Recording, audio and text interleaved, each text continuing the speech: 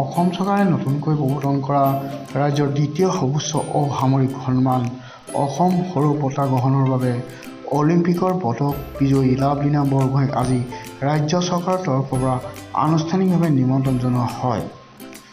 স্বাস্থ্যমন্ত্ৰী তথা গোলাঘাট জিলাৰ অভিভাৱক মন্ত্ৰী কেশৱ মহন্তই বৃহস্পতিবাৰে নিশা বৰপথাৰ মৌজাৰ বাৰমুখীয়া গাঁওস্থিত লাভলীনা বৰগোহাঁইৰ বাসগৃহত উপস্থিত হৈ মুখ্যমন্ত্ৰী ডক্টৰ হিমন্ত শৰ্মাই স্বাক্ষৰ কৰা অসম চৰকাৰৰ আনুষ্ঠানিক নিমন্ত্ৰণ পত্ৰ অলিম্পিকৰ পদক বিজয়ী গৰাকীৰ হাতত অৰ্পণ কৰে।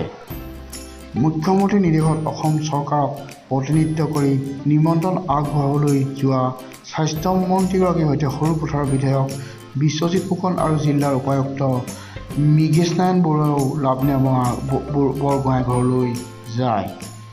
উল্লেখ্য যে অহা 24 ফেব্ৰুৱাৰীত গুৱাহাটীৰ কলাক্ষেত্ৰত অসম চৰকাৰে আয়োজন কৰা এক অত্যন্ত গাম্ভীৰ্যপূৰ্ণ অনুষ্ঠানত ৰাজ্যৰ সৰ্বোচ্চ, দ্বিতীয় সৰ্বোচ্চ আৰু তৃতীয় সৰ্বোচ্চ অসামৰিক সন্মানক্ৰমে অসম বৈভৱ আৰু অসম গৌৰৱ বঁটা প্ৰথমবাৰলৈ আগবঢ়োৱা হ'ব।